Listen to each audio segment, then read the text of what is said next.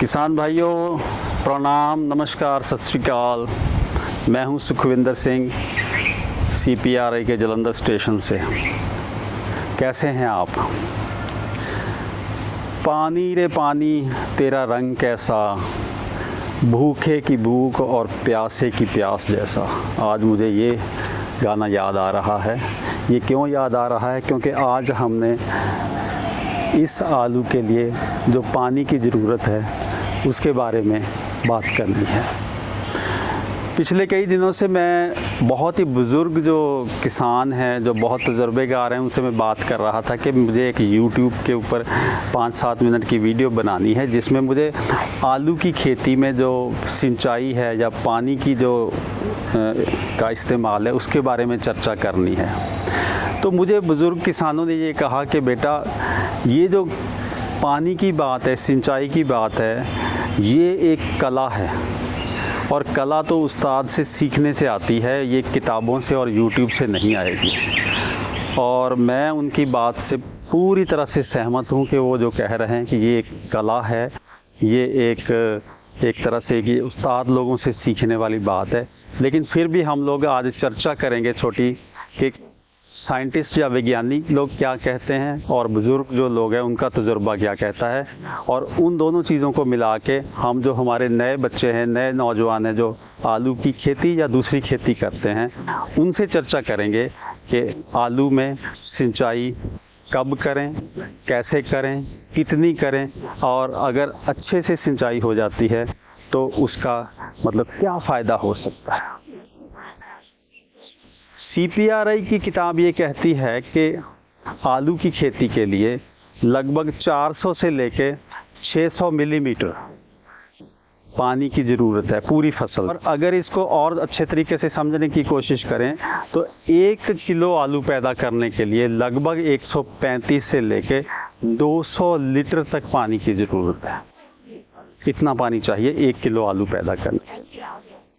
तो आइए समझें कि पानी लगाते समय आलू की फसल में, या फिर ये यूँ कहें कि सिंचाई करते समय किन किन बातों का हमें लोगों को ख्याल रखना चाहिए एक अच्छी पैदावार लेने के लिए।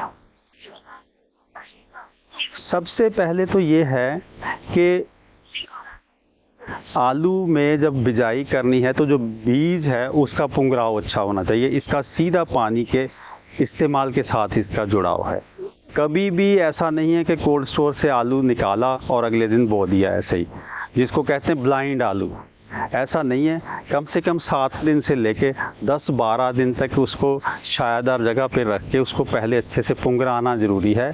और उस पुंगरे हुए बीज को जब हम लोग खेत में बोते हैं तो आपकी पैदावार अच्छी होने की बहुत संभावना है।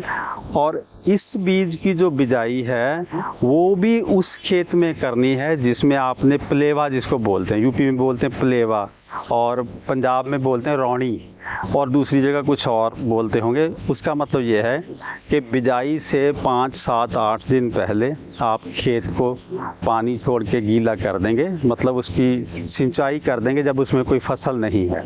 या ये कहिए अगर धान की फसल है तो धान में ही पहले सिंचाई कर देते हैं, आखिरी सिंचाई थोड़ी हैवी कर देते हैं और उसके बाद कटाई करके फिर उस ज़मीन को जब तैयार किया जाता है तो वो एक तरह से सही नमी के ऊपर खेत तैयार होगा और बिल्कुल अच्छी नमी के ऊपर जो आलू की बिजाई होगी।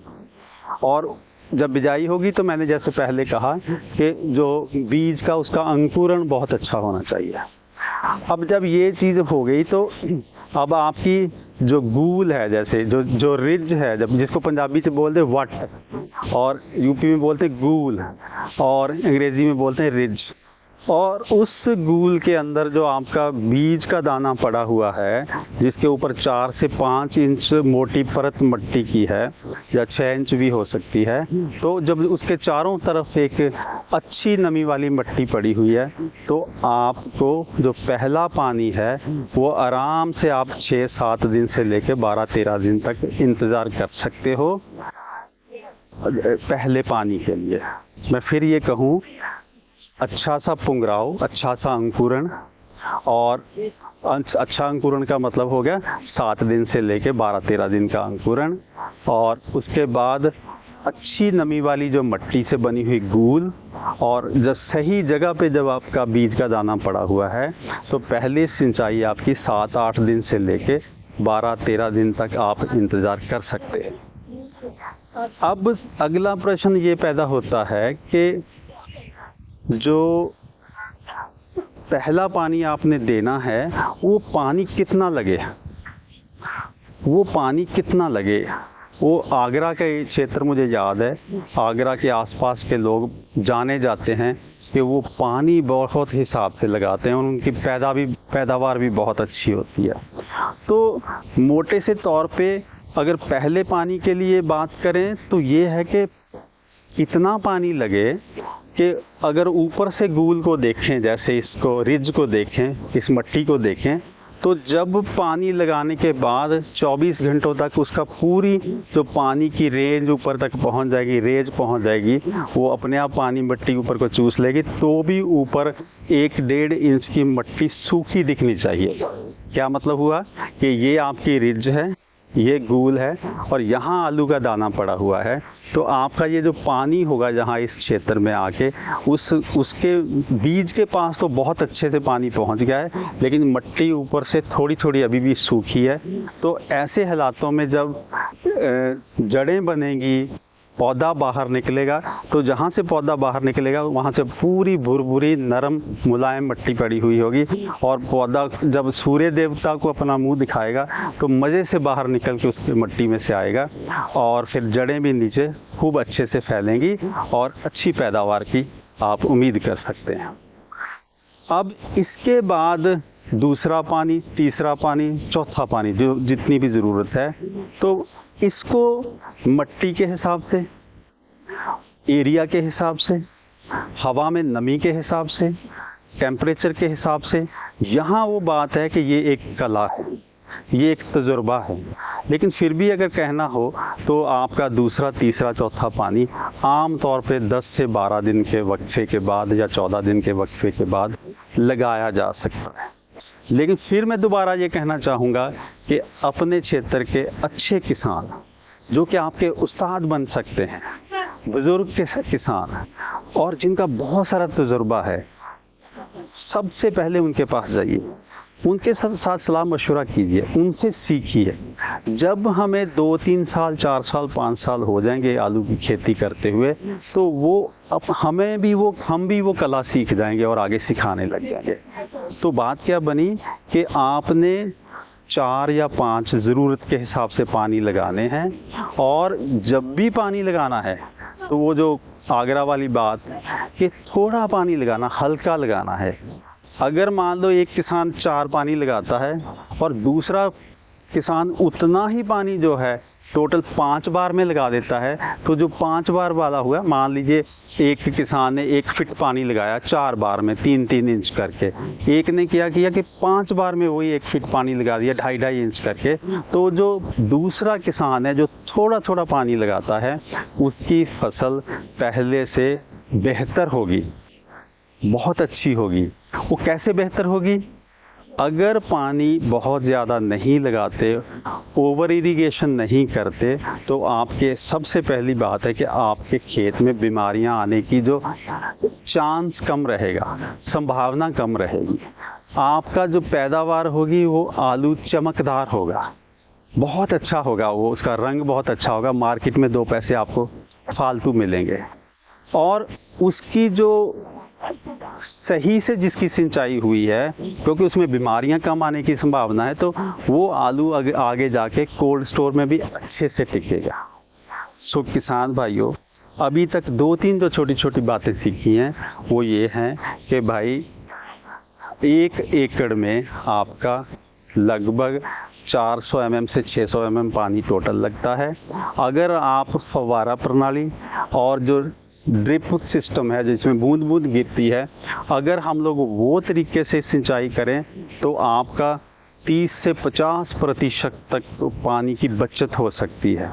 विज्ञानी तो ये भी कहते हैं कि अगर ये जो नाली वाले सिस्टम की बजाय जो ड्रिप सिस्टम और फवारा सिस्टम है, अगर वो सिस्टम अपनाते हैं तो पानी भी बचा 40-50%, पैदावार भी 15-20% बढ़ जाती है, और जो आलू में जो ड्राई मैटर है, जो शुष्क मादा जिसको बोलते हैं, वो भी 5-6% तक बढ़ जाता है। यहाँ 5-6 का मतलब ये नहीं है कि अगर 20% की बजाय 25% हो जाएगा। यहाँ 5-6% है, 20% का 5-6% मतलब अगर 20 है तो 21-21% हो जाएगा, जिसकी कि फैक्ट्री में बहुत वैल्यू है ड्राई मैटर अगर ज़्यादा है।